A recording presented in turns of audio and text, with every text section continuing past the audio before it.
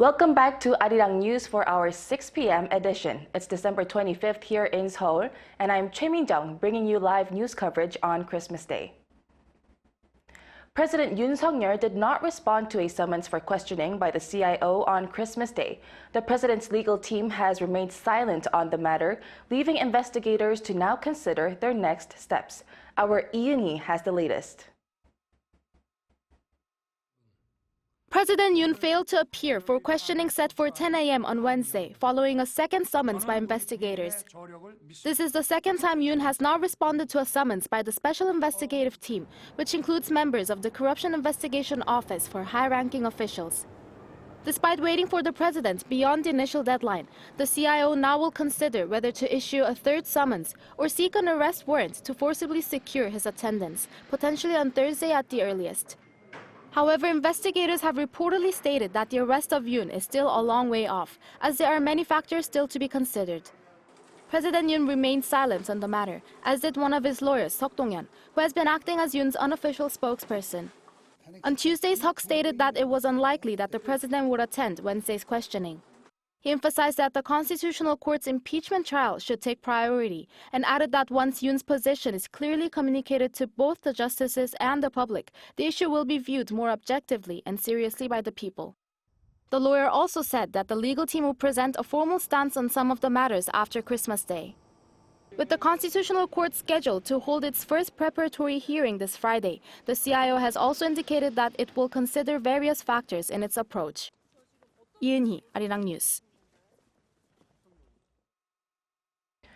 And moving on, despite the political turmoil in the country, people are out in the streets enjoying Christmas.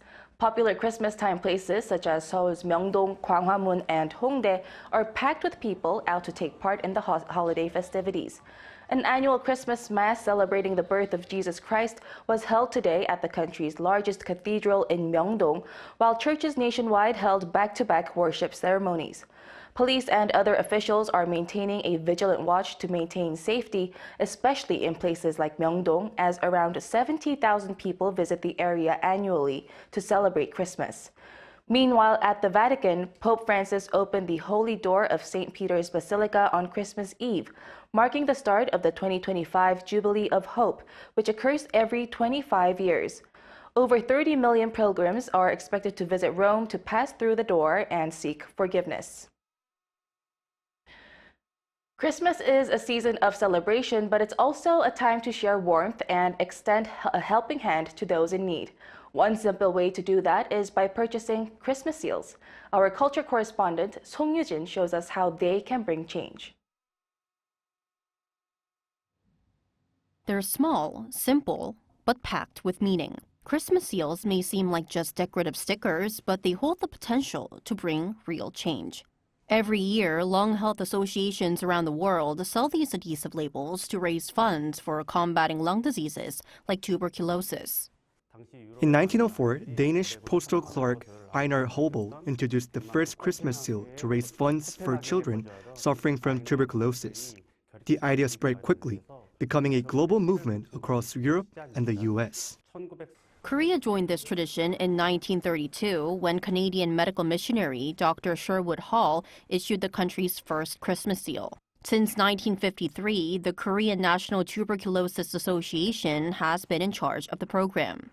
And this year's seal is all the more special. So every year, the International Union Against Tuberculosis and Lung Disease hosts a Christmas seals contest where member states submit their seals of the year. And this year, Korea's seal, which is this one, was voted first place for the first time in 20 years.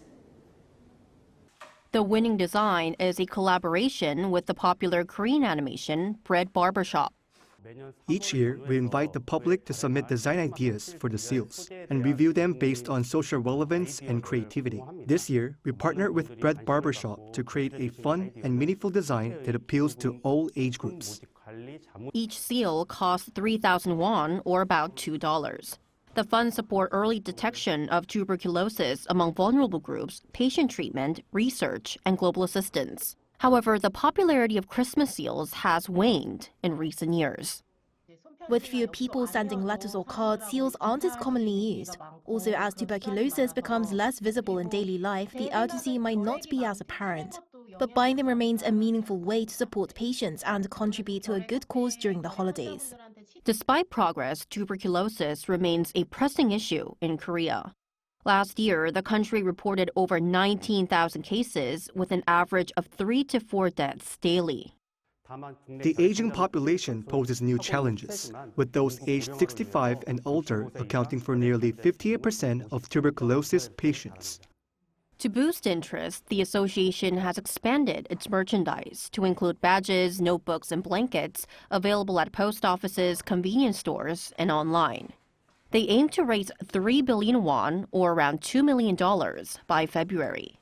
So, if you're looking to spread holiday warmth and joy, these seals are a way to make a difference. 송유진, Arirang News.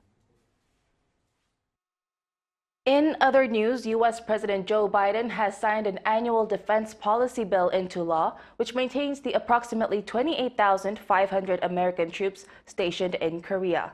The White House said on Tuesday local time that Biden signed the National Defense Authorization Act for fiscal year 2025, authorizing close to $900 billion for national defense programs. The legislation stresses that the defense secretary should strengthen the U.S. alliance with South Korea by upholding the presence of U.S. troops and reaffirming the commitment to extended deterrence. The signing came amid concerns that President-elect Donald Trump could seek to reduce U.S. troop levels here.